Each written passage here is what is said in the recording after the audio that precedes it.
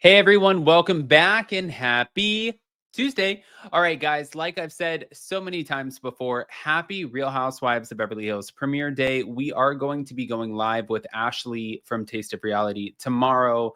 Um, I'm doing it a little bit earlier at 11:30 a.m., I believe, because, and I know normally I do 12. It's because I have Pippa, my little baby, who's like my little horse. She's been in her boarding school for 10 days. It's like an obedience school. So she's learning how to walk on a leash, learning not to chew on shoes. She went through 11 pairs of my shoes. And not once did I give her a negative reaction. I was like, oh no, but I don't know what to do because I just love that little baby so much. And I'm like, I don't know how to discipline her. So the school, I'm hoping, can help me help her. You guys get it. Jason is definitely the stern parent. He's like, no. And I'm like, it's okay. She's a baby. Anyways, guys, we're back to talk about Vanderpump Rules.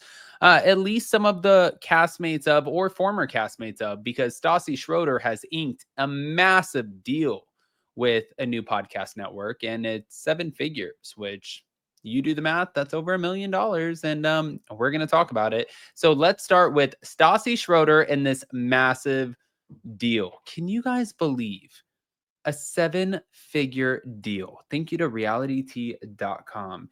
And it's a 7-figure deal with Podcast One. Okay. So they said it's probably safe to say that Stassi Schroeder has fully rebounded from her brush with cancellation. First, she scored her own Hulu series, and now she just landed a lucrative deal with Podcast One. Not too shabby for a girl with a racist controversy under her belt. I don't know how much you guys remember of this.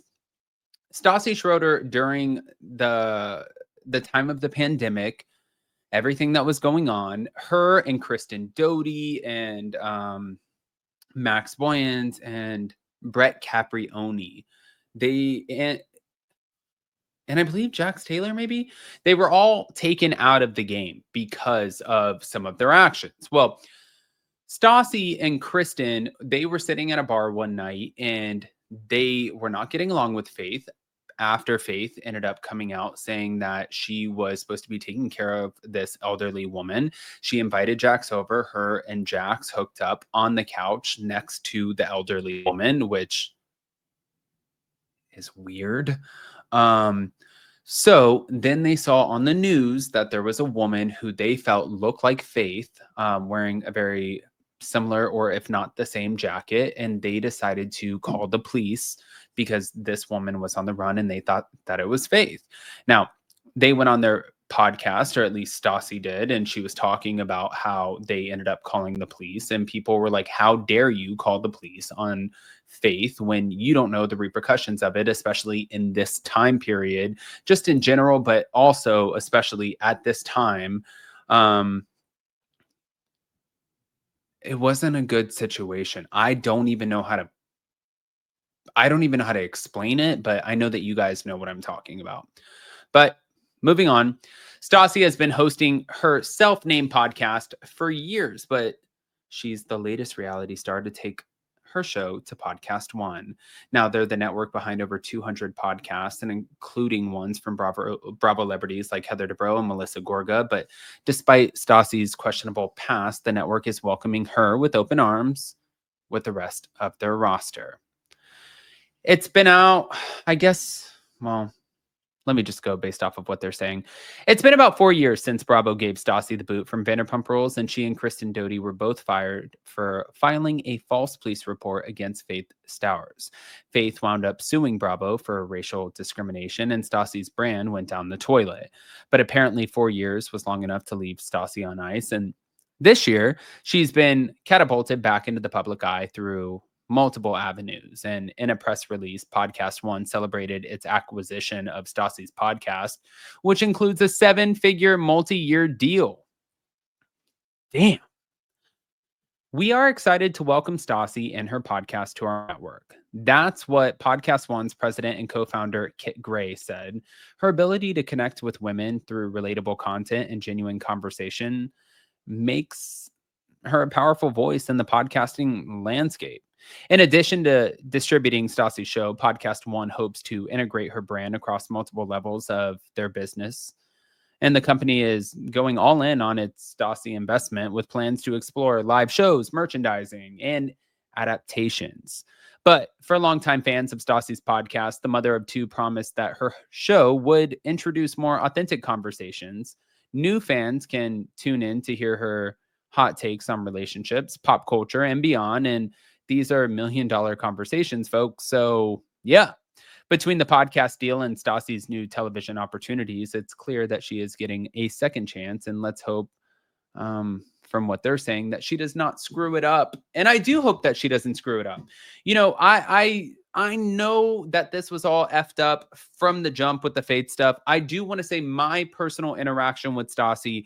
I started working at SUR when I was 19, 20 years old. And I was told, because I was the first ever guy host to wear a blazer. I didn't have the correct blazer, so I wore double blazers in order. I thought it was like fashionable. I thought I could make it cool.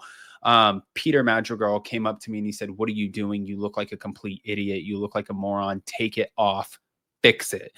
I went over to Stassi and I was like, "Man, I guess I have to. I can't. I got to change. I don't know what to do." And she was like, "Why do you need to?" She's like, "I think you look great." And I was like, "No, that's really, really nice. Thank you." And she was like, "Well, I think that Peter's being a little rough on you."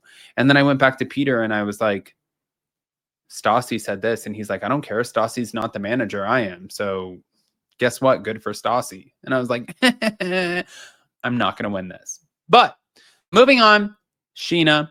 Thank you to Reality Blurb, Sheena Shay revealed that she was with Brittany Cartwright when Jax Taylor allegedly sent rage texts from his mental health treatment facility. And she also shared where she stands with Lala's ex, Randall Emmett. Lala and Randall share a daughter who's friends with Sheena's daughter, and both girls apparently attend the same school. So Sheena and Randall are in the same orbit at certain events. And Sheena's friend Lala, however, has repeatedly shared her negative feelings about Randall. Meanwhile, Brittany and Jax are getting a divorce, and Brittany recently stated that he sent rage texts while getting treatment at the facility. She said, "I was there when a lot of the rage texts were happening. We were at Jax's bar one night and he's calling her. It's like 10 p.m. and she was hosting a viewing bachelorette party or whatever. And he's calling her and rage texts and more rage texts from the facility. He had his phone the whole time. And I'm like, what kind of facility is this where you're allowed to have your phone? He's on social media. He's literally rage texting her daily. It's like he has not changed."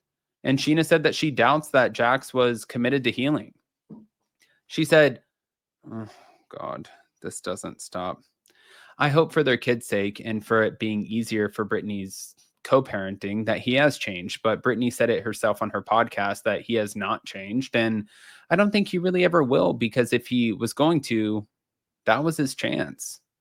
But later on, Sheena was asked if she speaks to Randall when she runs into him. And she said, "Here's the thing. It depends. I go based off of Lala. If Lala and him are being cordial and the girls are playing and we happen to be at a school event, I will have a surface level conversation with him because I want her world to be as peaceful as possible. I don't need him being like, all of your friends are rude to me when I'm at the school."